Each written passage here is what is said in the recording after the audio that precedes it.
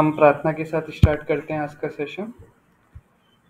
ओम अज्ञानतिमिरन्धस्य ज्ञानाञ्जनशलाकया चक्षुरुन्मिलितं येन तस्मै श्रीगुरुवे नमः। नमः ॐ विष्णुपादाय कृष्णपृष्ठाय भूतले श्रीमते भक्तिवेदान्त स्वामिन् इति नामिने। नमस्ते सारस्वते देवे गौरवाणी प्रचारिणे निर्विशेषशून्यवादी पाश्चात्य देश तारिणे। जय श्री कृष्ण चैतन्य प्रभु नित्यानंद श्री अद्वैत गदाधर श्रीवास आदि गौर भक्त वृंद। हरे कृष्ण कृष्ण कृष्ण हरे हरे, हरे राम राम राम हरे हरे। मुखं करोति वाचालं पंगुं लंघयते गिरिं यत्कृपातमहं वन्दे श्रीगुरो दीनतारिणं। गुरुवे गौरचन्द्राय राधिकाय तदालय कृष्णाय कृष्णभक्ताय तद्भक्ताय नमो नमः। हरे कृष्णा। आप सभी का स्वागत है। आज जो हमारी रेगुलर भगवत गीता के ऊपर डिस्कशन होता है वीकेंड्स पे, तो उसमें आप सभी का बहुत स्वागत है। पिछले बार हमने फर्स्ट चैप्टर के 30th वर्ष तक डिस्कस किया था, जहाँ पे हमने देखा कि कैसे धृतराष्ट्र पूछ रहा है संजय को कि संजय वहाँ पे क्या चल रहा है अभी युद्ध भूमि के अंदर, वहाँ भी क्या सिचुएशन हो रखी है, किसकी साइड कौन कौन खड़ा है, किसके पास क्या क्या साधन है, रथ है, हाथी है, और क्या क्या वहाँ पे अभी बातें हो रही है। फिर हमने देखा दुर्योधन कैसे अपना पॉलिटिकल मेंटेलिटी के चलते जाके अपने जितने भी वहाँ उसके गुरुजन वगैरह जो भी थे, जैसे द्रोणाचार्य, कृपाचार्य, भीष्म पितामह, उनके पास जाके बता रहा था कि कैसे द्रोणाचार्य आपने गलती करी जो आपने धृष्टद्युम्न को शिक्षा दी, और वही आपके मृत्यु का कारण भी बना है क्योंकि उसको वरदान मिला हुआ है। तो उनकी गलतियां, उनकी कमियां बता रहा था, उन्हें फॉल्ट फाइंडिंग कर रहा था। और फिर बाद में सामने वाली टीम के गुणों को भी बता रहा था कि कैसे उनके पास ये लोग हैं, और आपके पास भी फिर बताता है कि भीष्म पितामह है, द्रोणाचार्य हैं, जो कि बहुत अच्छे हैं। और मैंने उस टाइम बताया था कि जो एक्चुअल पावर है भीष्म पितामह की, वो है 25,000 अर्जुन अगर साथ में आ जाएं तब भी वो भीष्म पितामह को नहीं हरा सकते। इतना ज्यादा पावरफुल भीष्म पितामह थे। पर फिर भी उनके सामने जो गुणगान कर रहे थे, वो गुणगान कर रहा था किनका? अर्जुन का गुणगान कर रहे थे दुर्योधन स्वयं। फिर हमने देखा कैसे सब लोगों ने शंख बजाए, और शंख बजाए उस हिसाब से हमें समझ में आता है कि कौन कौन लोग अंत में बचेंगे युद्ध के, जिन जिनके शंखों के नाम वहां दिए हुए थे। फिर सिचुएशन आती है जब अर्जुन कहते हैं कृष्ण कि मुझे युद्ध के मध्य में लेके जाओ, मैं देखना चाहता हूँ वहाँ क्या चल रहा है, क्या सिचुएशंस वहाँ पर है। और उस समय कृष्ण बोलते हैं उनको बीच में ले जाके कि देखो इस साइड तुम्हारे पूरे कौरव वंश है, इधर पांडव वंश है। ये जब सिचुएशन चल रही थी, अब उधर में वो सीन हमने देखा कि अर्जुन अब थोड़े डगमगाने लग गए। तो वो अपना वर्ष चल रहा था 28th वर्ष, जहाँ पे अर्जुन कहते हैं दृष्टेमहम स्वजनम कृष्ण युयुत्सुम समुपस्थितम सीदंती मम गात्राणि मुखम च परिक्षुक्षति वेपशुष्यम शरीरे में रोमहर्षस्य जायते गांडीवम श्रमसते हस्तात् त्वक चैव परिधायते। तो यहाँ पे अर्जुन का जो गांडीव था, हाथ में धनुष था, वो कांप रहा था। उनके जो पूरे शरीर में कपकपी हो रही थी, उनका गला रुद्ध गया था, बोल नहीं पा रहे थे, घबरा गए थे। तो ये सारी सिचुएशन वहां पे हमें देखने को मिल रही थी। और ये सिचुएशन क्यों यहाँ पे हो गई थी? क्योंकि जैसे ही अर्जुन ने देखा कि मेरे सारे यहाँ पे रिश्तेदार ही हैं, जो हैं सारे, या तो मेरे पितामह, मेरे दादा हैं, मेरे अंकल हैं, मेरे मेरे नाना लोग हैं, क्योंकि जो दो भाई हैं अर्जुन, 5 पांडव हैं ये, तो उसमें जो नकुल सहदेव हैं, उनके जो नाना थे, उनको भी दुर्योधन ने छल से अपनी तरफ ही कर लिया था। तो देखिए मेरे नाना भी हैं, सब लोग, कुंती भोज जैसे कितने सारे लोग थे, सब उधर ही थे। कुंती भोज जो कुंती के पिता थे, वो भी उधर ही थे। तो ऐसे कैसे सबको छल से उस साइड कर लिया। ये देख के अर्जुन बड़े विस्मित हो गए कि कैसे अगर मैं युद्ध करूंगा तो मुझे इन्हीं लोगों का वध करना पड़ेगा। अब देखिए 2 केसेस के अंदर सेम सिचुएशन होती है। एक जब आदमी डिप्रेशन में चला जाता है, एंग्जाइटी में चला जाता है, एक फियरफुल सिचुएशन रहती है उसके सामने, तो बड़ा सकपका जाता है, डर जाता है, कांप जाता है। दूसरा, यहाँ जो अर्जुन का सिचुएशन है, ये डर के कारण नहीं है, ये कंपैशन के कारण है।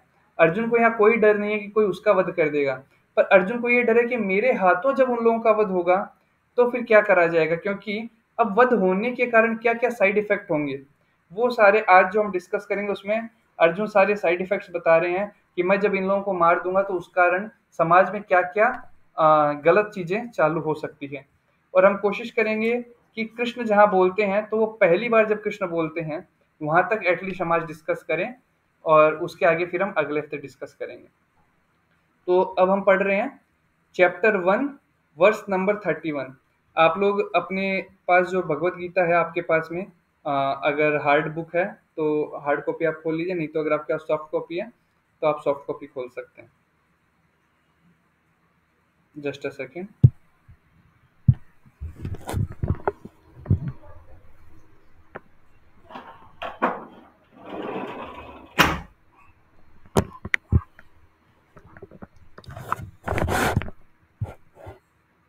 ओके, तो हम अभी पढ़ते हैं चैप्टर 1 31 वर्ष से स्टार्ट करते हैं। और जैसा कि मैंने पहले बताया था, आपको कहीं भी प्रश्न आते हैं तो आप लोग वहां पे अनम्यूट करके अपना प्रश्न पूछ सकते हैं।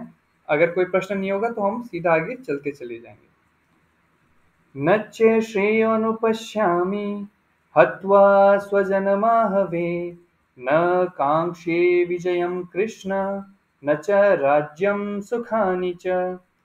अर्जुन कह रहे हैं कि मैं देख नहीं सकता कैसे कुछ भी अच्छा हो सकता है अगर मैं अपने ही इन परिवारजनों को युद्ध में मार दूं। हे कृष्ण, मुझे ना तो अभी किसी विजय की आशा है, ना ही मुझे कोई राज्य चाहिए, और ना ही मुझे कोई खुशियां मिलेगी। न च राज्यम सुखानि च, क्योंकि जब मेरे सब लोग ही मर जाएंगे, मेरे जितने साथ वाले सब मर जाएंगे, रिश्तेदार मर जाएंगे, तो कैसे फिर खुशियां मेरे जीवन में आ पाएगी। तो इसके परपट में श्रील प्रभुपाद जी लिखते हैं, without knowing that once self interest is in Vishnu और Krishna, conditioned soul are attracted by bodily relationships, hoping to be happy in such situation. In such a blind conception of life, they forget even the cause of material happiness.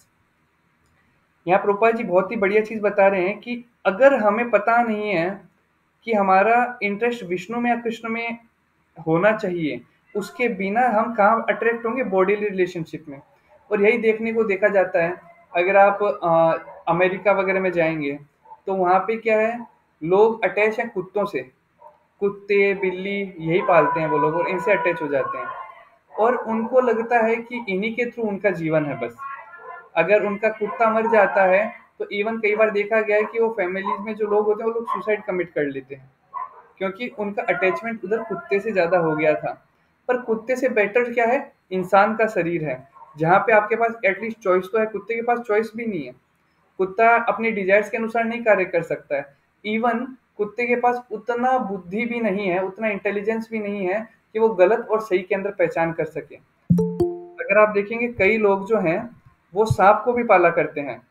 तो एक incident होता है, एक महिला जाती है doctor के पास में, जो जानवरों का डॉक्टर होता है उनके पास में जाती है, और कहती है कि ये जो मेरा सांप है जिसको मैं पाल रही हूँ इतने सालों से, लगभग 6 महीने से मेरे पास है, 6 महीना साल भर से, ये पिछले 10 15 दिन से कुछ भी खा नहीं रहा है।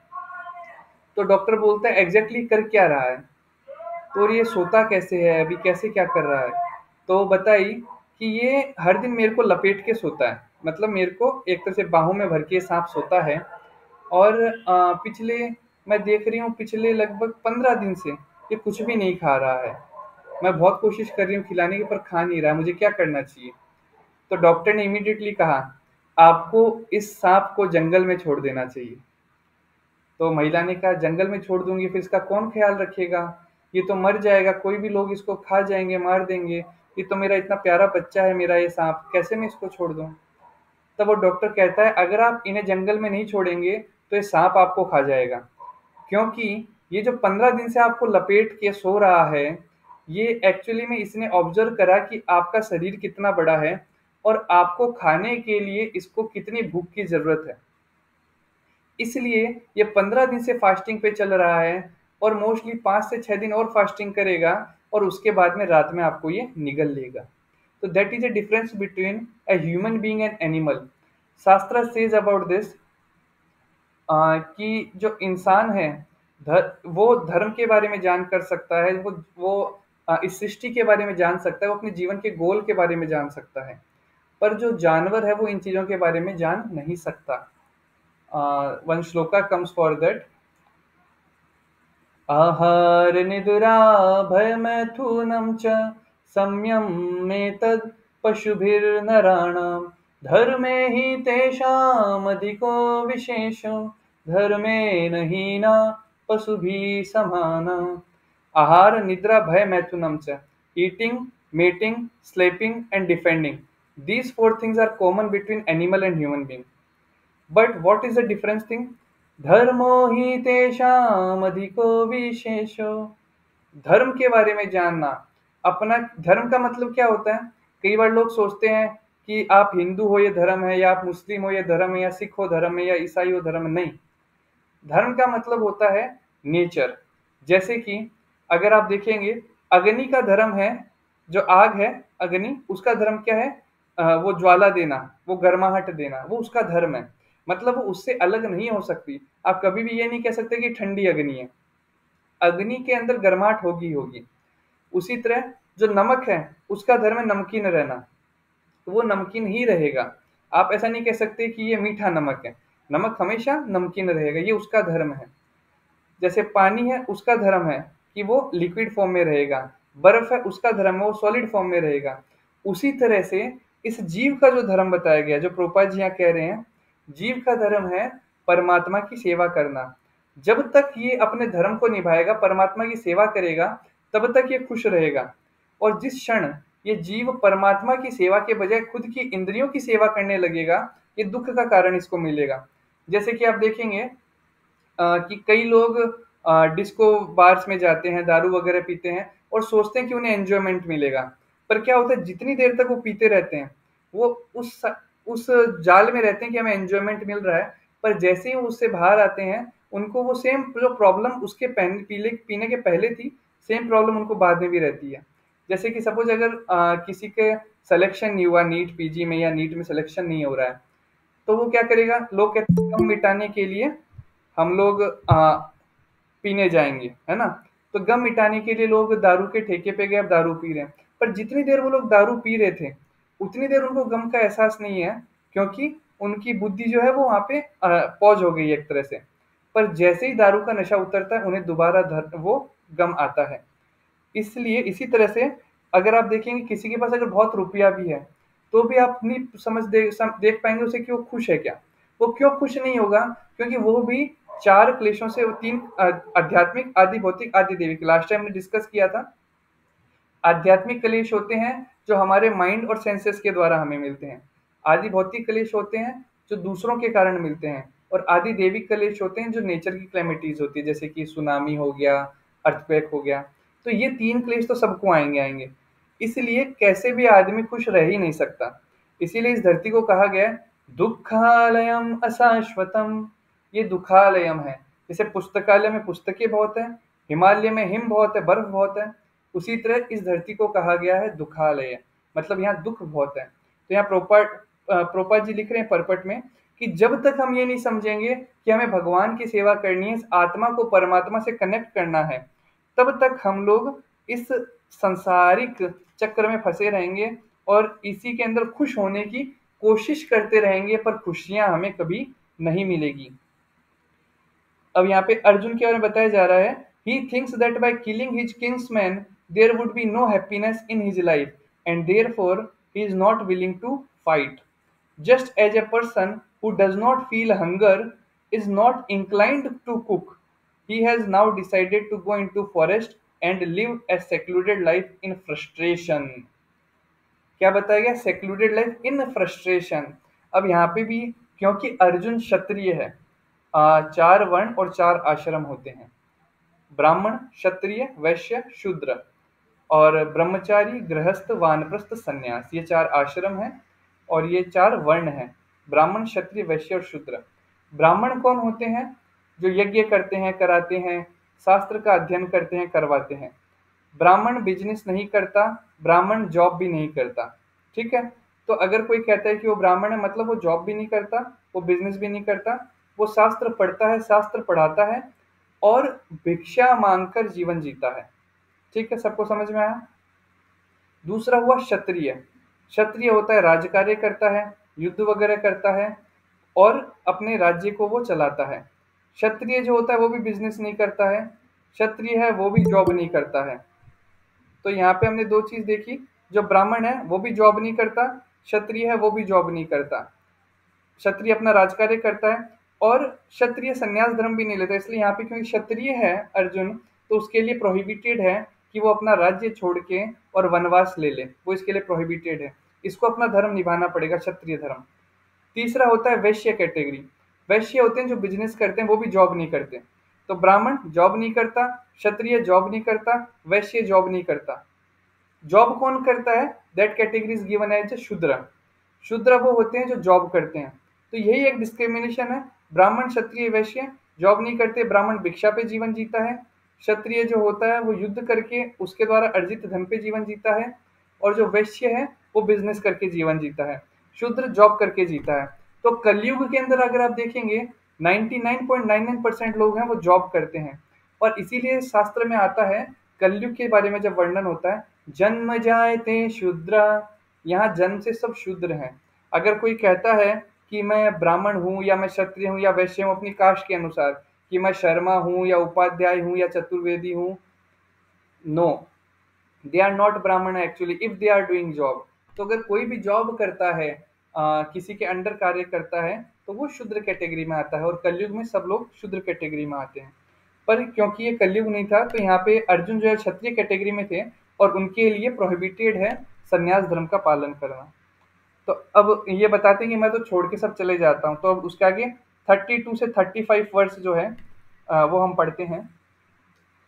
किं नो राज्येन गोविन्द, किं भोगैर्जीवितेन वा, येषामर्थे काङ्क्षितं नो राज्यं भोगसुखानि च, त इमे अवस्थिता युद्धे प्राणास्त्यक्त्वा धनानि च, आचार्यः पितरः पुत्रास्तथैव च पितामहः, मातुला श्वशुरा पुत्रा शाला सम्बन्धितस्तदा, एतान् हन्तुमिच्छामि घतोऽपि मधुसूदन, अपि त्रैलोक्यराजस्य हेतो किं नु मही कृते, निहत्य धातराष्ट्रान्ः का प्रीति स्या Janardan.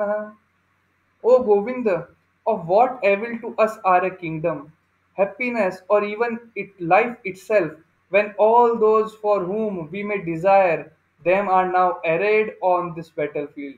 O Madhusudana, when teachers, fathers, sons, grandfathers, maternal uncles, father in laws, grandsons, brother in law, other relatives are ready to give up their lives and properties and are standing before me, why should I wish to kill them, even though they might otherwise kill me?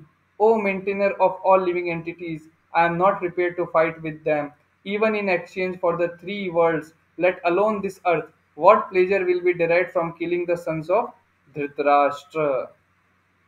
तो यहाँ पे आप देख, आपको समझ में आ रहा है कि अर्जुन कह रहे हैं, किम नो राजेन गोविंदा किम भोजे चिंतेवा, क्या होगा अगर मैं हार जाऊंगा, ये मैं अगर सब कुछ छोड़ दूं। क्योंकि अगर मेरे को संग में रहना है सबके, तभी तो खुशियां मिलेगी। जैसे लोग कहते हैं ना कि अकेले तो दारू पीने का मजा भी नहीं आता, उसके लिए भी ग्रुप चाहिए। 10-15 लोग साथ में बैठ के दारू पी रहे हैं तो उन्हें मजा आ रहा है। डांस करने जा रहे हो आप कहीं पे, अगर अकेले हो तो अकेले कितना डांस करोगे, नहीं मजा आएगा। एक ग्रुप है तो उसके अंदर मजा आता है। तो अगर एंजॉय भी करना है जीवन को, तो एक ग्रुप तो होना चाहिए। और कृष्ण तुम कह रहे हो सबको मार दो, इन सबको मैं मार दूंगा तो ग्रुप ही नहीं बचेगा मेरे पास, और फिर मैं एंजॉयमेंट कैसे करूंगा। और यहाँ पे अर्जुन जो है वो कृष्ण को बोल रहे हैं गोविंद। गोविंद का मतलब क्या होता है? दो मतलब होते हैं। एक तो होता है जो गायों को प्रसन्न करे, और एक मतलब होता है जो हमारे इंद्रियों को कंट्रोल करे। गो का मतलब होता है इंद्रियां भी, और गो का मतलब होता है गाय भी। तो यहाँ जब गोविंद शब्द इस्तेमाल किया गया, उसका मतलब है कि हे कृष्ण, मेरी इंद्रियां थोड़ी भ्रमित हो रही है, आप इसको पकड़ के भी कंट्रोल में करिए। और दूसरा ये भी समझ सकते हैं कि कृष्ण कह रहे हैं, अर्जुन कह रहे हैं कृष्ण को कि हे प्रभु, जो मैं चाहता हूँ वो आप सैंक्शन कर दीजिए, है ना। मैं चाहता हूँ कि मैं युद्ध ना करूँ, आप वो सैंक्शन कर दीजिए। पर जैसा कि मैंने बताया कि जब कृष्ण को गोविंद कहा जाता है, उसका दूसरा मतलब है कि हे कृष्ण, मेरी जो विपदाएं हैं उसको आप अपने वर्ड्स के द्वारा, अपनी थॉट प्रोसेस के द्वारा कन्वर्ट करके एक प्रॉपर पाथ दीजिए। इसलिए अगर कभी कभी हमारा माइंड डिस्टर्ब है, हमारा माइंड बिविल्डर्ड है, तो उस टाइम हमें भगवान के पास जाके प्रार्थना करनी चाहिए। हे कृष्ण हे दामोदर माधवेति, हम भगवान के पास जाके भगवान की अर्चना कर सकते हैं, उनकी प्रार्थना अर्पण कर सकते हैं। और उसके बाद में हम हमारी प्रार्थना जो अर्पण करनी है, जो हमें समस्या है, वो भी हम भगवान को बता सकते हैं। क्योंकि भगवान जो है वो सुप्रीम फादर है ना। सुप्रीम फादर का मतलब हमारे पिता के पिता, पिता के पिता, पिता के पिता, ऐसे जब टॉप मोस्ट फादर हैं वो है भगवान श्री कृष्ण। ईश्वरः परमः कृष्ण, तो सभी ईश्वरों के ईश्वर, सबके सब छोटे मोटे जो देवता हैं उनके ही भगवान, हम सब के भी भगवान। तो जो सर्वश्रेष्ठ हैं, सबके पिता हैं, तो पिता के पास जाके अगर हम कुछ डिमांड करते हैं उसमें हमें कोई शर्म नहीं होनी चाहिए। करेक्ट। हम पिता के पास कभी भी जाके मांग सकते हैं। अगर कोई भी कठिनाई है जीवन में, हम जाके पिता को बोल सकते हैं और पिता हमेशा इमीडिएटली हेल्प करेगा। उसी तरह क्योंकि हमारे परम पिता कृष्ण हैं, उनको हम कभी भी जाके अपनी विपदा बता सकते हैं और भगवान हमें हमेशा हेल्प करने को तत्पर रहते हैं। आगे इसमें पर्पट में बताया गया है, as a natural devotee of lord, Arjuna did not like to retaliate against his miscreants cousins and brothers, but it was the lord's plan that they should all be killed. The devotee of the Lord does not retaliate against the wrongdoer, but the Lord does not tolerate any mischief done to the devotee by the miscreants. The Lord can excuse a person on his own account, but he excuses no one who has done harm to the devotees. Therefore, the Lord was determined to kill the miscreants, although Arjuna wanted to excuse them. बहुत ही प्यारी मधुर चीज आई है यहाँ पे कि जो अर्जुन है वो कह रहे हैं कि मैं किसी को मारना नहीं चाहता। और ये एक्चुअली गुण होता है भगवान के भक्तों का, कि उनके साथ कोई कितना भी गलत कर दे पर फिर भी वो कहते हैं कि नहीं, मैं इन्हें कष्ट नहीं देना चाहता। ऐसे ही एक महान संत हुए हैं हरिदास ठाकुर, तो उनको लगभग 22 मार्केट प्लेस थे।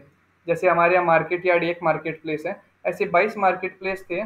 तो वहां पर उनको मारने के लिए जो मुस्लिम राजा था उसने आदेश दिया कि इनको 22 मार्केट प्लेसेस के अंदर हर मार्केट में ले जाओ और इनको कोड़ों से मारो। और जब वो जो लोग थे वो जब उन्हें कोड़े से मार रहे थे, तो भगवान स्वयं वहां प्रकट हो जाते हैं बचाने के लिए। और उस समय जो हरिदास ठाकुर थे वो भगवान से प्रार्थना करते रहते हैं कि हे प्रभु, इन लोगों को क्षमा कर दो, इन्हें मालूम नहीं ये गलती कर रहे हैं, इसलिए इनके ऊपर आप कोई इन्हें कष्ट मत दीजिए। तो फिर भगवान देखते हैं ये कैसी सिचुएशन है, मेरा भक्त कह रहा है कि इनको कष्ट ना दूं और ये मेरे भक्त को कष्ट दे रहे हैं। तो भगवान अपने अध्यात्म रूप में हरिदास ठाकुर के ऊपर लेट जाते हैं और सारे कोड़े स्वयं अपनी पीठ पर खाते हैं। तो ये भगवान की भक्त वत्सलता है। पर वही हम देखते हैं कि कैसे भक्त जो हैं वो कभी भी किसी को कष्ट नहीं देना चाहते। और वही वही चीज हम यहाँ देख रहे हैं कि अर्जुन कह रहे हैं कि मैं इन लोगों को कष्ट नहीं देना चाहता। पर कृष्ण क्या कह रहे हैं, क्योंकि तुम लोगों ने मेरे भक्तों को कष्ट दिया इसलिए तुम्हारा अंत होना जरूरी है। तो ये भी हम समझ सकते हैं कि अगर कोई भक्त को कष्ट देता है तो उसका फिर जीवन खत्म होना निश्चित है, उसका जीवन का विनाश होना निश्चित है। क्योंकि भगवान जो है वो खुद के ऊपर आई चीजें ले सकते हैं, पर अगर उनके भक्तों को कष्ट दिया गया है तो वो उसको सहन नहीं कर सकते, भगवान उस पर दंड जरूर देते हैं। न मे भक्त्या प्रणश्यति, मेरे भक्तों का कभी विनाश नहीं हो सकता, भगवान ये स्वयं वचन देते हैं। इसका एक उदाहरण हम देखते हैं महाभारत में भी। जो अर्जुन है उनको भगवान ने कहा कि तुम भीष्म पितामह को मार दो, और भीष्म पितामह के पास दुर्योधन आता है और दुर्योधन आके भीष्म पितामह को कहता है कि आप अर्जुन और 5 पांडवों को नहीं मार रहे हो क्योंकि वो आपके पोता है, आपके पोते हैं, इसलिए आप उन्हें मार नहीं रहे।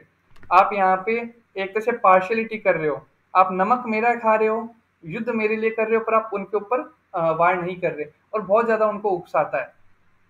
तो फिर भीष्म पितामह 5 तीर निकालते हैं और कहते हैं मैं प्रतिज्ञा करता हूं कि इन 5 तीर से कल मैं 5 पांडवों का वध कर दूंगा।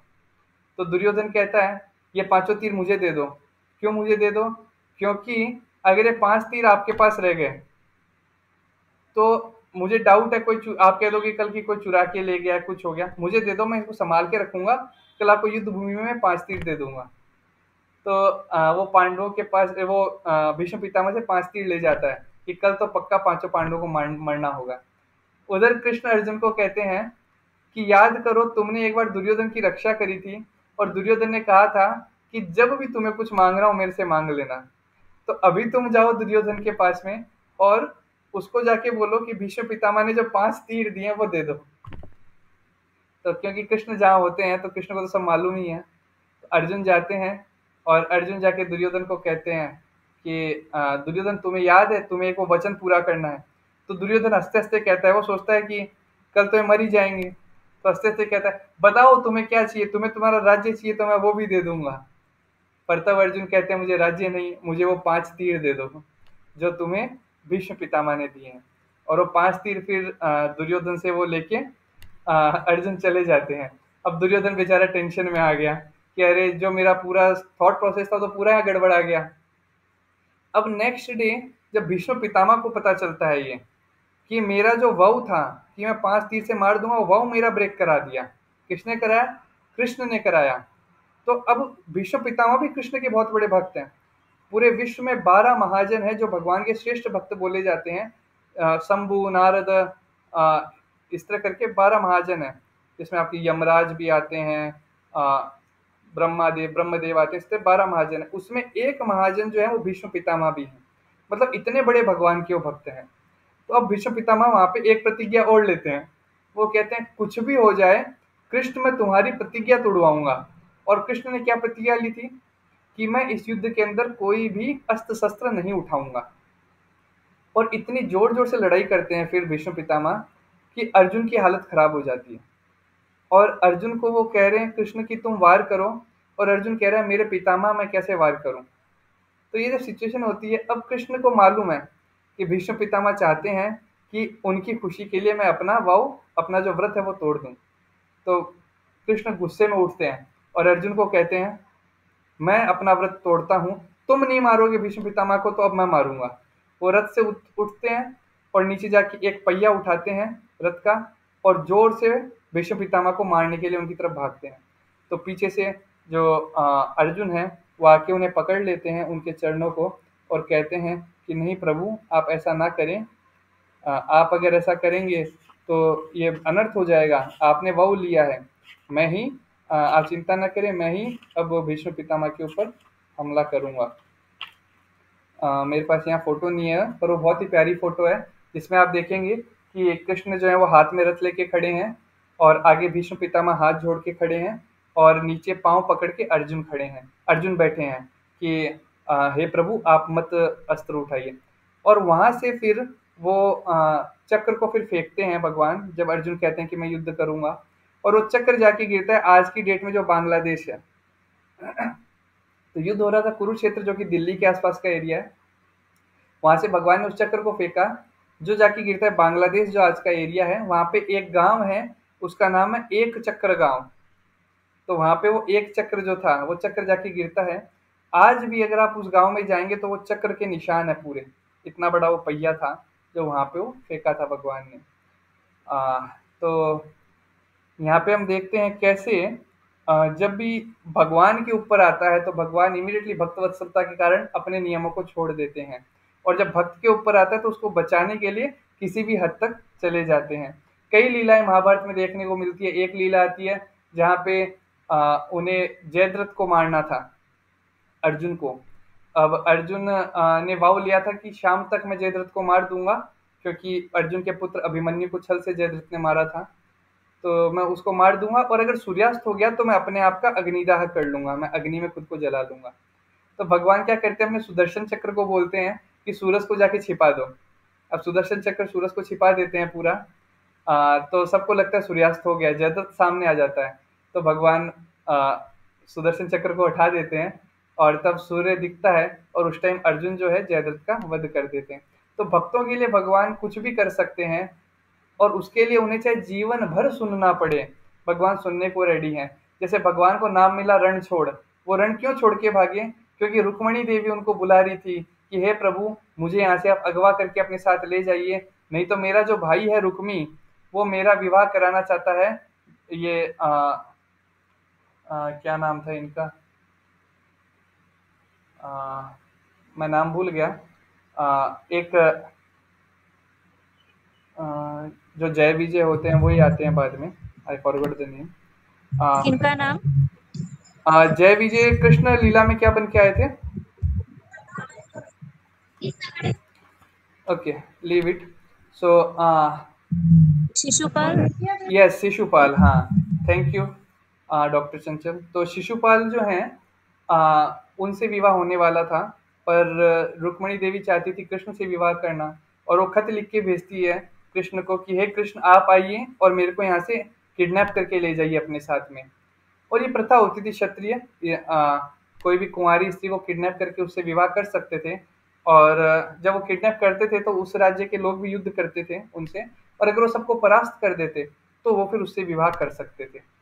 पर इन जनरल अगर खुद परास्त हो जाते तब फिर वो विवाह नहीं कर पाती, तो उसका वध कर दिया जाता था उस क्षत्रिय का। तो कृष्ण ने रुक्मणी जी का अपहरण किया। अपहरण करने के बाद में रुक्मी को सबको हराया, और फिर बाद में जाके रुक्मणी जी से विवाह किया। तो उस प्रोसेस के लिए उन्हें जाना था, तब वो रण छोड़ के भागे कि नहीं, मेरे भक्त के लिए मुझे पहले जाना है।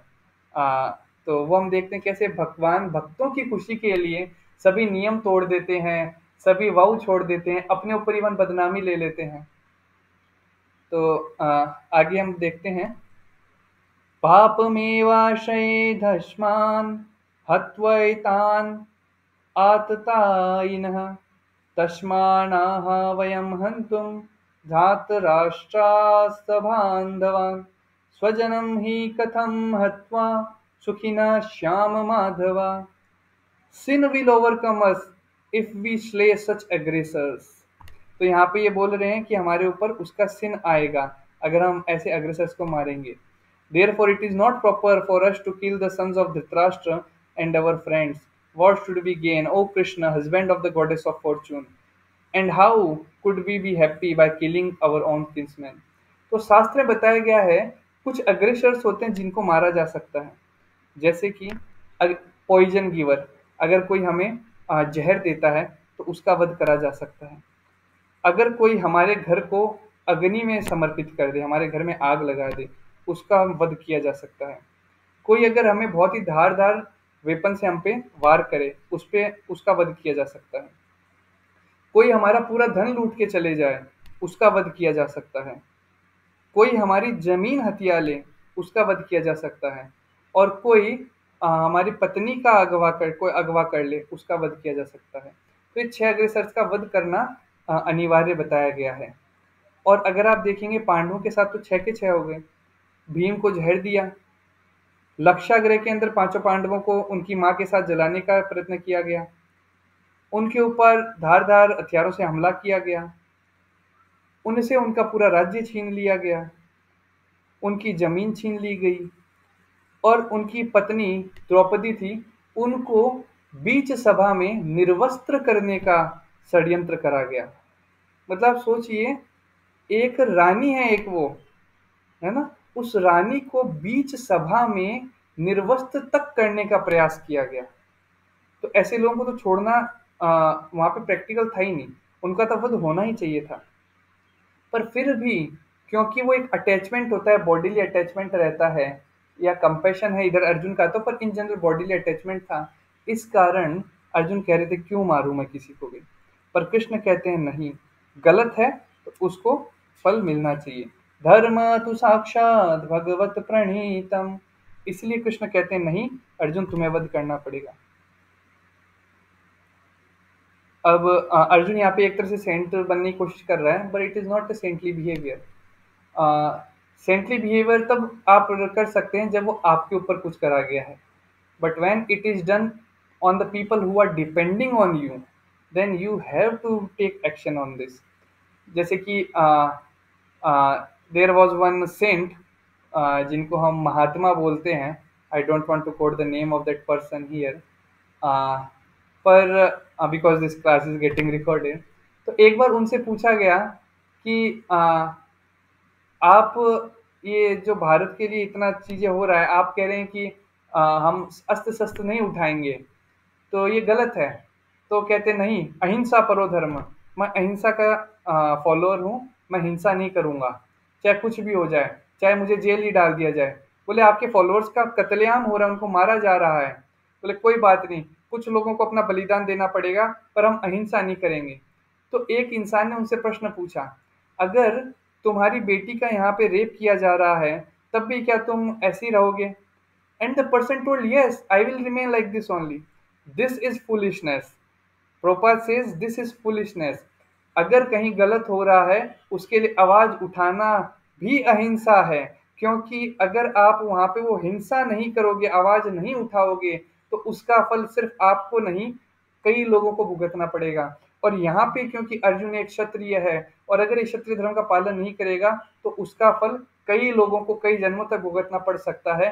क्योंकि दुर्योधन राजा बनेगा तो अधर्म फैलेगा, और अधर्म फैलेगा तो कई लोग उसमें पीड़ित हो जाएंगे। आगे बढ़ते हैं। यद्येतेन पश्यन्ति लोभोपहत चेतसा, कुलक्ष्य कृतं दोषं मित्रदोहे च पातकं, कथं न क्षेयमस्ताभि निवर्तितुं, कुलक्षय कृतं दोषं प्रपश्यति जनार्दनः। O Janardhan, although these men, their heart overtaken by greed, see no fault in killing one's family and quarreling with friends, why should we, who can see the crime in destroying a family, engage in the act of sin? जैसा मैंने बताया कि एक क्षत्रिय है, उनको कुछ चीज़ों के लिए कभी वो मना नहीं कर सकते।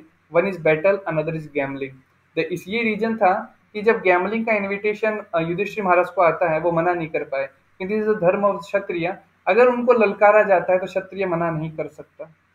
और बस ये सब mistake was there from his side. उन्होंने कई लोगों को दाव पे लगाया जिनको उन्हें दाव पे नहीं लगाना चाहिए था।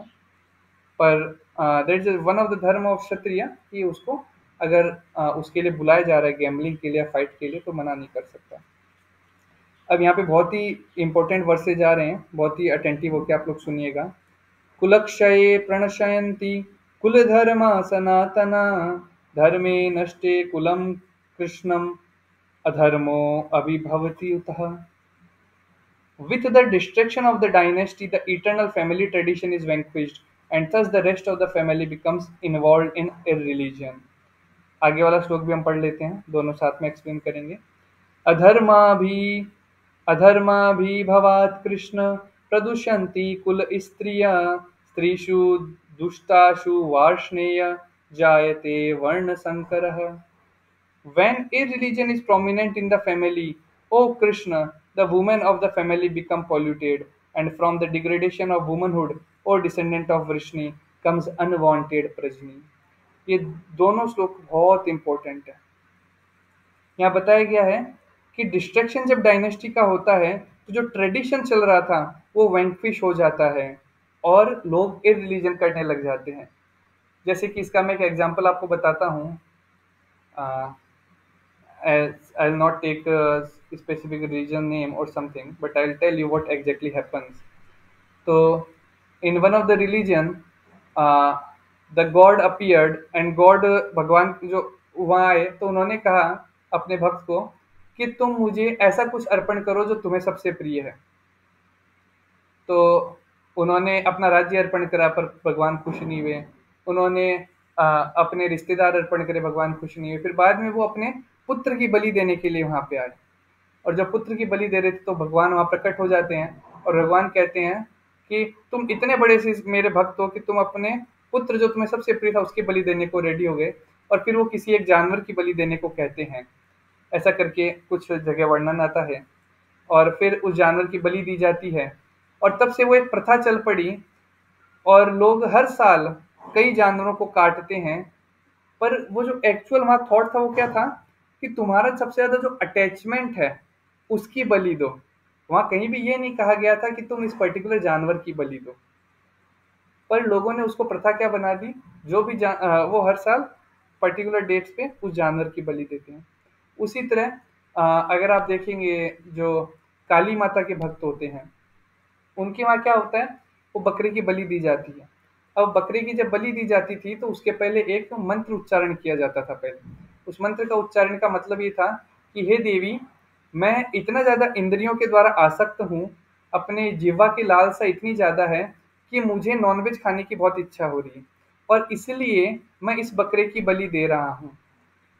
पर क्योंकि मैं बहुत बड़ा पाप कर रहा हूँ, इसलिए मेरी प्रार्थना है कि अगले जन्म में आप मुझे बकरा बनाइए और मेरी भी इसी प्रकार बलि दी जाए, और जितनी बार भी मैं बलि दूं उतनी बार मेरी भी बलि दी जाए। तो ये मंत्र वो लोग पहले बोला करते थे, उसके बाद वो बलि दिया करते थे। पर समय के साथ क्या हुआ, लोग उसको एक रिचुअल के रूप में लेने लग गए और करने लगे, जब काली के मंदिर में जाओ तो बकरा चढ़ाओ। नहीं, ये कहीं मेंशन नहीं था। तो क्या होता है, with the destruction of the dynasty eternal family tradition is vanquished. तो जो एग्जैक्ट रूल था, रूल ही लोग भूल गए कि अरे मैं इतना ज्यादा पागल हूँ मांस मच्छी खाने के लिए कि मैं ये भगवान से प्रार्थना करते हुए कर रहा हूँ कि भगवान मेरे को इसकी सजा दो। अब लोग वो करना भूल गए और फिर भी काट रहे हैं, पर ऐसा तो है नहीं ना कि सजा नहीं मिलेगी, सजा तो मिलेगी। तो जो आज आ, कर रहा है गलतियां, वो बाद में भी गलतियां करेगा और उसको उस तरह से सजा भी दी जाएगी। इसलिए शास्त्र बोलते हैं कि जब तक हम इग्नोरेंस में हैं और हम ये गलतियां कर रहे हैं, जैसे नॉनवेज खा रहे हैं, अंडा खा रहे हैं, तब तक ठीक है, कृष्ण हमें माफ कर दें क्योंकि हम इग्नोरेंस में थे। पर द मोमेंट हमें ये नॉलेज प्राप्त हो जाता है कि ये गलत है और हमें इसे सुधारना है, तब हमें उसमें सुधार करना चाहिए। तो यहाँ परपट में प्रभुपाद लिखते हैं, in the system of varnashrama institution there are many principle of religious tradition to help members to family grow properly. जैसे कि बच्चा पैदा होता है तो उसके पहले कुछ संस्कार होते हैं, गर्भधारण संस्कार, और उसके आखिरी तक उसका होता है अंतिम संस्कार। तो 16 संस्कार होते हैं, नामकरण, कर्ण वेदन, मुंडन, अध्ययन, पहला बार जब बच्चा पढ़ता है, इससे 16 संस्कार दिए गए हैं। तो ये 16 संस्कार अगर हम करते हैं बच्चे के, तो प्रजनी बहुत अच्छी होती है। तो उसी के बारे में यहाँ बताया गया है। प्रोपा जी बता रहे हैं कि संस्कार हैं, ये भी पहले फॉलो किए जाते थे, पर आजकल वो सब खत्म हो गया है।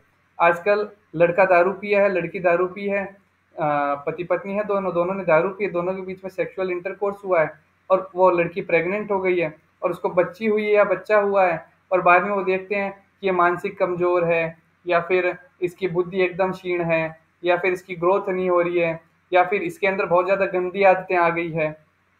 क्यों हो रहा है? क्योंकि संस्कार प्रॉपर फॉलो नहीं करे गए। तो अगर आप लोगों को संस्कार जो होते हैं उसके बारे में भी जानकारी चाहिए, तो सेशन के बाद आप डॉक्टर चंचल को बताइएगा। उस पर मैंने एक वीडियो बनाया है, तो वो वीडियो आपसे वो शेयर कर सकते हैं, जिसमें मैंने 16 संस्कार के बारे में बहुत डिटेल में अंडरस्टैंडिंग दी है, मनुस्मृति और कई पुराणों के द्वारा, कि किस किस तरीके के संस्कार हमें जीवन में फॉलो करने चाहिए। अगर हमारे को बच्चा प्राप्ति हो गया है, अब तक हमने कुछ संस्कार नहीं किए, तो एटलीस्ट जो बचे हुए संस्कार है वो हम अच्छे से करें, ताकि उसकी ग्रोथ बहुत अच्छे से हो सके। अगले श्लोका में जैसे हमने देखा कि जो डिग्रेडेशन ऑफ वुमनहुड, ये बहुत इंपॉर्टेंट वर्ड है यहाँ पे, डिग्रेडेशन ऑफ वुमनहुड। आजकल आप देखेंगे सोसाइटी में एक कल्चर हो गया है कि फेमिनिज्म, या फिर लड़कियां कहती है कि we are also equal to men, है ना। Girls says that we are equal to man, या women says they are equal to man. अब यहाँ पे शास्त्र ने यहाँ जो बहुत इंपॉर्टेंट चीज बोली क्या है, जिस तरह सोना होता है, सोने को अगर आप रोड पे रख दोगे तो सोने का क्या होगा, कोई भी उसको चुरा के ले जाएगा। उसी तरह गर्ल्स यानी जो स्त्री है, स्त्री को शास्त्रों में इतना ऊंचा दर्जा दिया गया है, उनको इस गोल्ड से कंपेयर किया गया है। इवन मनुस्मृति में श्लोका आता है, यत्र नार्यस्तु पूजन्ते रमन्ते तत्र देवता, यत्र नार्यस्तु न पूजन्ते तत्र सर्व कार्य फला। जहाँ भी स्त्रियों की पूजा करी जाती है वहाँ इवन देवता लोग रमन करते हैं। उस घर में कभी धन धान्य की कमी नहीं होती है, उस घर के अंदर किसी चीज की कमी नहीं होती जहाँ पे स्त्रियों की पूजा करी जाती है।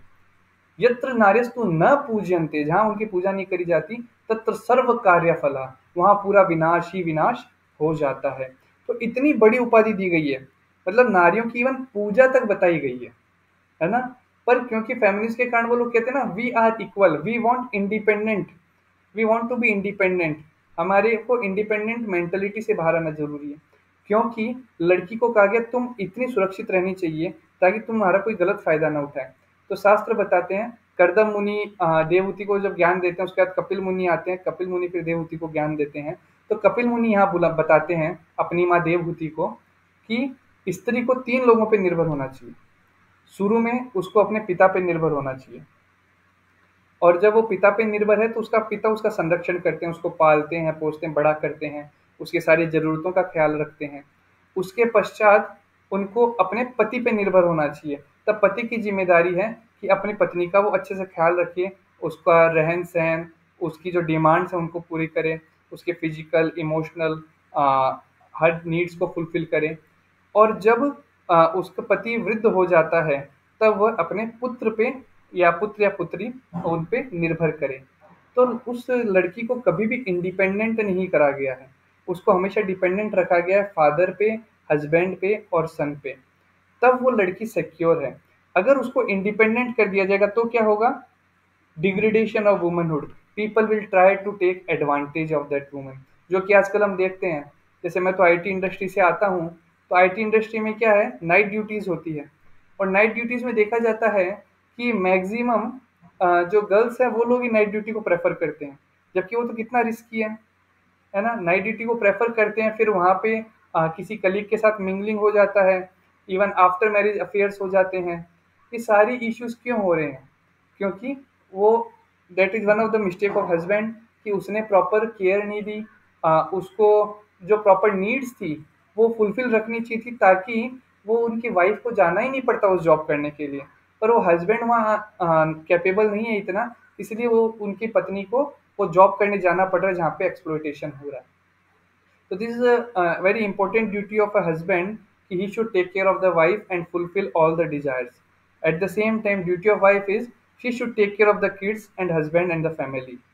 अगर वो स्त्री अपने बच्चों का और पति का ख्याल नहीं रखेगी, तो पति भी दूसरी स्त्री के प्रति आकर्षित हो सकता है, बच्चे बिगड़ सकते हैं।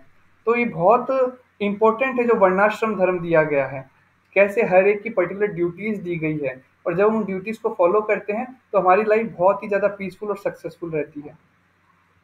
यहाँ तक किसी का कोई प्रश्न है तो पूछ सकता है, नहीं तो हम आगे बढ़ते हैं। Anyone have any questions? Okay, तो हम आगे बढ़ते हैं यहाँ पे। ये chapter I want to complete it today, तो थोड़ा फास्ट जाएंगे। We have only 12 minutes left.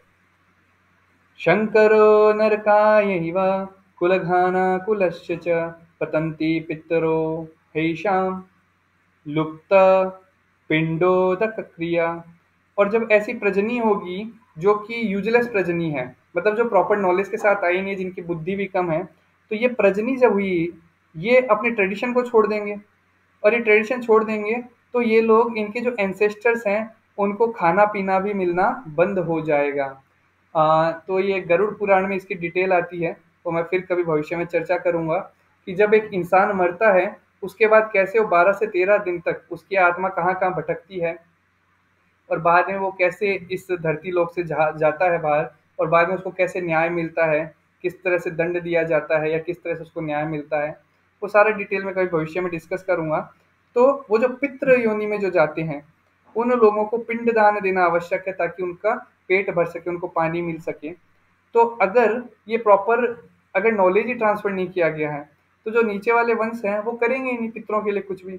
और जो पितरों के लिए कुछ भी नहीं करेंगे तो क्या होगा, उन लोगों को स्वीकृतियों मिलेगी नहीं, उन लोगों को कृपा मिलेगी नहीं, और भूखे तड़पते रहेंगे। पर यहाँ पे एक भक्ति योग के अंदर एक स्पेशल रूल यहाँ पे आ जाता है। अगर आप भगवान के भक्त बन जाते हैं, भगवान की दी हुई प्रोसेस फॉलो करते हैं, तो आपको इवन पितरों को कुछ खिलाने की जरूरत नहीं है, क्योंकि आपके पितर ही तर जाते हैं, वो उस योनि से मुक्त हो जाते हैं। ये लीला आती है नरसिम्हा देव जब हिरण्यकशिपु को मारते हैं, तो नरसिम्हा देव प्रहलाद महाराज को बोलते हैं कि हे प्रहलाद, तू मांग, मेरे से कुछ तो आशीर्वाद मांग। तो प्रहलाद कहते हैं कि मेरे पिता हैं वो राक्षस थे, पर आप फिर भी उनको तार दीजिए, उनको अपने धाम बुला लीजिए। तो नरसिम्हा देव कहते हैं कि प्रहलाद, तूने क्या छोटी सी चीज मांग ली, तेरे पिता ही क्या, 21 जनरेशन, 21 पीढ़ी जो है, और मतलब आपकी 21 पीढ़ियां तक तर जाएगी अगर आप भगवान की भक्ति सीरियसली करते हैं। तो जब हम कहते हैं ना कि मैं बहुत अच्छा पुत्र हूँ या बहुत अच्छी पुत्री हूँ, तो हमारा सबसे पहला धर्म यही है कि हम बहुत अच्छे से भक्ति करें, ताकि हमारी जो 21 जनरेशन हैं उनको तारने का हम एक मौका दे सकें। Sir, for how many days they stay there in पितृयोनि after death? It's depends. Thank you Shubham for this question. तो ये डिपेंड करता है वो कितने दिनों तक उस पितृ योनि में रहेंगे, ये उनके कर्मों के अनुसार होता है। तो एक्चुअली जो हम यहाँ पे करते हैं, हमारे धरती लोक में एक प्रोसेस लोग फॉलो करते हैं। वो लोग जाते हैं गया में, जाके उनका पिंड दान करवाते हैं, उनको मुक्ति की प्रार्थना करते हैं। पर जैसा मैंने बताया कि proper Brahmanas are also not there, जो प्रॉपर यज्ञ कर सकें, जो प्रॉपर आहुतियां दे सकें। अब वो गुटखा खा रहा है, तंबाकू खा रहा है, वो वहां पे क्या यज्ञ करेगा, है ना? तो इसलिए क्योंकि ब्राह्मण भी प्रॉपर नहीं बचे, तो वो यज्ञ नहीं कर सकते। पर अगर आप प्रॉपर भक्ति करते हो और उनके लिए श्रीमद् भागवतम का पाठ कराते हो, जो हम पढ़ रहे हैं यह है भगवद गीता, ठीक है? There is one more scripture called Srimad Bhagavatam. तो श्रीमद् भागवतम के 11वें या 12वें स्कंद के अंदर एक लीला आती है, जहाँ पे एक दो भाई थे, कर्ण, कर्णकुम, उसके कान जो थे वो हिरण जैसे थे, और उनका एक भाई था। तो जो दूसरा भाई था वो मर जाता है।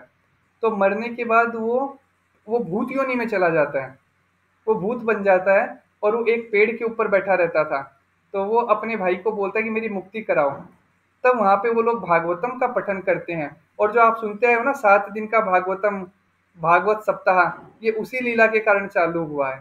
तो वहां पे 7 दिन का भागवत कथा वो करते हैं, और लोगों के सामने देखने को मिलता है कि विमान आता है वैकुंठ से और उनके भाई को वहां से लेके जाता है।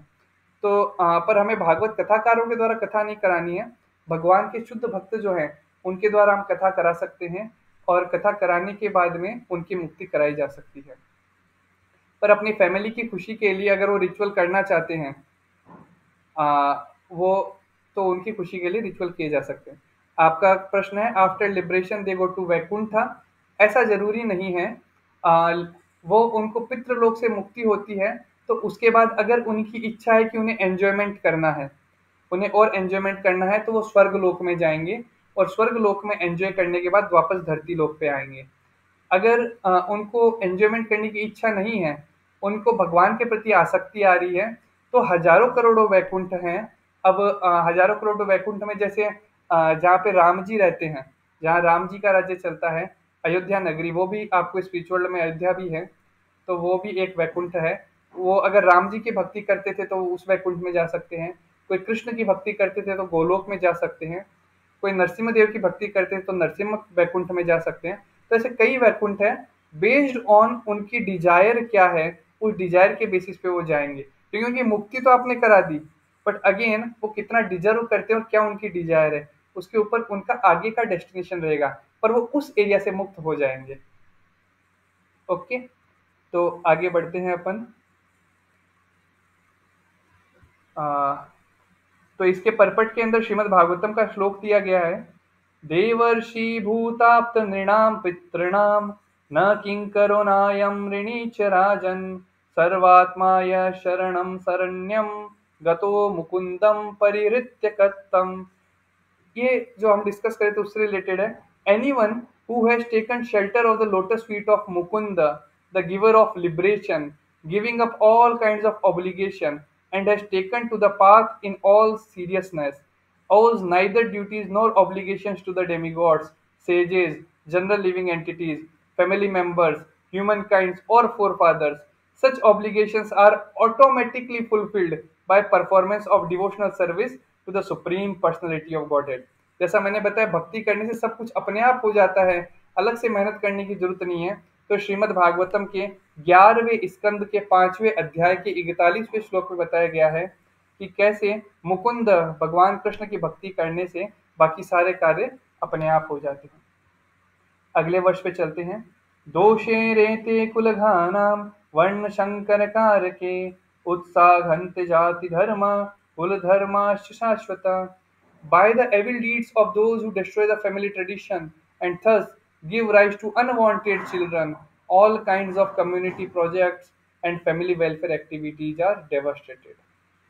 इसलिए प्रोपा जी परपट में लिख रहे हैं, therefore the breaking of the Sanatan Dharma tradition by irresponsible leaders of society brings about chaos in the society, and consequently people forget the aim of life, Vishnu.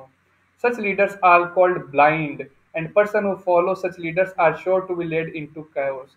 अंधा अंधा अति अंधेर, व्हाट वी से, blind follow blind and both go in ditch. तो अंधे को अंधा follow करता है और दोनों फिर कीचड़ में जाते हैं। तो यहाँ बताया गया है कि अगर ये लीडर की ड्यूटी भी है कि वो सनातन धर्म को प्रोपोगेट करे, और ये हम बहुत फॉर्चुनेट है कि जो अभी हमारे पॉलिटिकल लीडर्स हैं, दे आर प्रोपोगेटिंग सनातन धर्म। चाहे वो भी 100% प्रॉपरली ना कर पाए, but at least they are trying their best to propagate Sanatan Dharma, और वो बहुत जरूरी है। बिकॉज सनातन धर्म जो है, जैसे मैंने बताया, धर्म मतलब हमारा जो नेचर है, सोल का नेचर है। तो सनातन, सनातन का मतलब होता है जो भगवान का क्रिएशन हुआ तब से, धर्म, तब से जो धर्म चलता आ रहा है, that is called as Sanatana Dharma, and that is what, serving lord. When we will serve lord we will become happy. जैसे कि आप जो अपने, आपकी अगर मदर या फादर का बर्थडे, जैसे कल मेरे पेरेंट्स की एनिवर्सरी थी, मैरिज एनिवर्सरी, तो मैं उनको यहाँ टेम्पल लेके आया।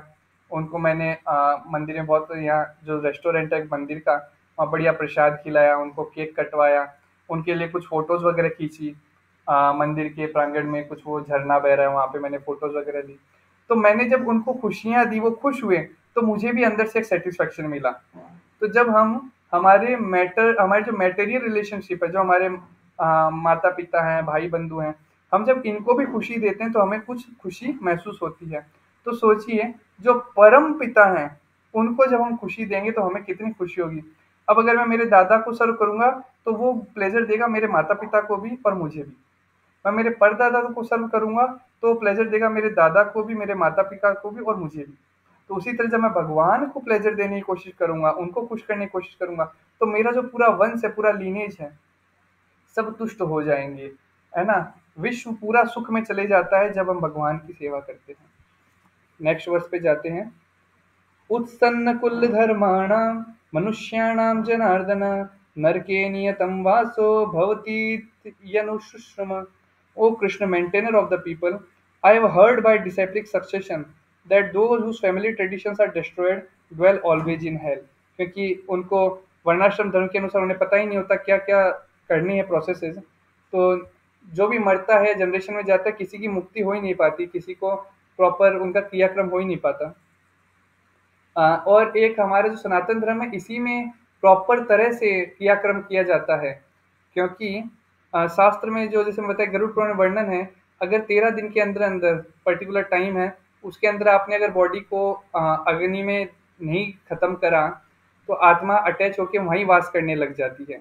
इसीलिए हम देखते हैं कि कई जगह लोगों को दफन किया जाता है, तो वहाँ पे आपको देखने को मिलेगा घोस्टली इफेक्ट बहुत ज़्यादा होता है। कई जगह लोग मरने के बाद उनको फेंक दिया जाता है कुछ रिलीजन में, और वहाँ पे भी अगर आप देखेंगे तो घोस्टली इफेक्ट बहुत होता है। जैसे बॉम्बे में एक जगह है जहाँ पे पहले लोग मरते थे, उनको फेंक दिया जाता था, एक बिल्डिंग है। अब उस बिल्डिंग में कोई घुसना भी पसंद नहीं करता, क्योंकि वहाँ पे बहुत सारे घोस्ट रहते हैं और लोग बहुत ज़्यादा डरते हैं। अहो बत महत् पापं कर्तुं व्यवसिता वयं यदा सुखलोभेन हन्तुं स्वजनमुद्यता। Alas, how strange it is that we are preparing to commit greatly sinful acts. Driven by the desire to enjoy royal happiness, we are intent on killing our own kinsmen। तो यहाँ देखिए, बार बार अर्जुन बोलना चाह रहा है कृष्ण को कि कृष्ण, कैसे तो करके तुम मुझे मना कर दो, कैसे तो तुम मेरे को कह दो कि मुझे ये युद्ध छोड़ देने का है, मुझे युद्ध नहीं करने का है। तो वो कह रहे हैं कि कैसे हम कितना गलत कर रहे हैं, अपने परिवार वालों को मार रहे हैं।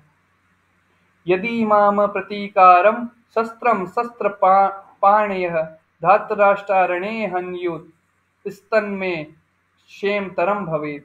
Better for me if the son of Dhritarashtra weapon in hand were to kill me unarmed and unresisting on the battlefield. अब अर्जुन कह रहे हैं, इससे बेटर तो क्या मैं अपने शस्त्र त्याग दूं और ये लोग आके मुझे मार दें, धृतराष्ट्र के जो पुत्र हैं मुझे मार दें। अब संजय कहते हैं, आखिरी वर्ष है इस चैप्टर का। संजय उवाच एव मुक्तार्जुन सख्ये रथोपस्थ उपाविशत् विसृज्य ससरम चापम शोक संविग्र मानस। संजय कहते हैं, अर्जुन इतना सब बोल दिए और उन्होंने अपना गांडीव जो धनुष था और जो बाण थे वो साइड में रख दिए, नीचे बैठ गए और सिर अपना पकड़ के बड़ा चिंतामुक्त हो गए। तो आ, अब यहाँ पे ये जो सिचुएशन है, जब वो आदमी पूरा सिर पकड़ के अपना बैठ गया है, पूरा अंदर से थक गया है, ये एक्चुअली बेस्ट सिचुएशन है जब आपको भक्ति दी जा सकती है। अगर आपके अंदर अहंकार है और आप सोचते हैं कि मैं कुछ कर सकता हूँ, मैं सब कुछ जानता हूँ, तो भक्ति आप एक्सेप्ट ही नहीं करेंगे। आप काइंड ऑफ एथिज्म फॉलो करते चलेंगे। इसलिए भगवान क्या करते हैं, पहले हम्बल करते हैं और उसके बाद में भक्ति देते हैं। तो यहाँ हमने पहला चैप्टर कंप्लीट करा। Just I will add one small thing, फिर हम एंड करेंगे और नेक्स्ट सेशन में हम सेकंड चैप्टर स्टार्ट करेंगे। तो जब भी आप देखते हैं धृतराष्ट्र बोल रहे हैं तो आता है धृतराष्ट्र वाचा, जब संजय बोल रहे हैं तो आता है संजय वाचा, जब अर्जुन ने कहा तो है अर्जुन वाचा। पर जब अब सेकंड श्लोका जो आएगा सेकंड चैप्टर का, जहाँ पे कृष्ण बोलते हैं, तो वहां पे ये नहीं आता कृष्ण वाचा, वहां आता है श्री भगवान वाचा। तो वहां पे हमेशा श्री भगवान वाचा आता है। तो इससे हम समझ सकते हैं कि कृष्ण को क्या कहा गया है, यहाँ पे भगवान बोल के संबोधित किया गया है। मतलब 6 ऐश्वर्यों से परिपूर्ण, 6 ऐश्वर्य हमने लास्ट टाइम डिस्कस करे थे, उन 6 ऐश्वर्यों से परिपूर्ण है, इसीलिए उन्हें श्री भगवान वाचा के संबोधित किया गया है। लेट मी सी इन चैट, अगर और कोई क्वेश्चन किसी ने पूछे हो, मैंने मिस कर दिया हो तो। ओके, तो I have covered all the questions. किसी का कोई क्वेश्चन है तो अनम्यूट करके पूछ सकता है, नहीं तो हम सेशन को फिर विराम देंगे।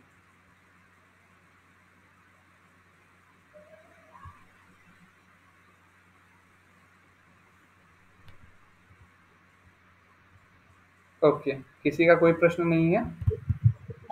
Shubham has asked a question in chat. Okay sir, who is Mukund? Mukund is Krishna only. Krishna के कई नाम हैं, उनमें से एक नाम है मुकुंद। ओके, इधर कौन से श्लोक में आया था मुकुंद शब्द?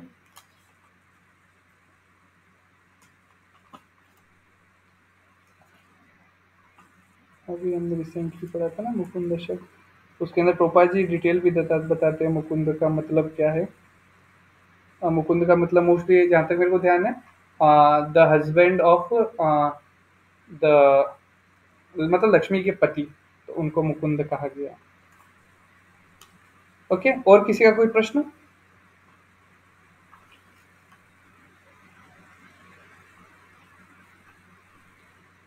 ठीक है, तो no questions, I answered all the questions. Okay, thank you all very much for joining.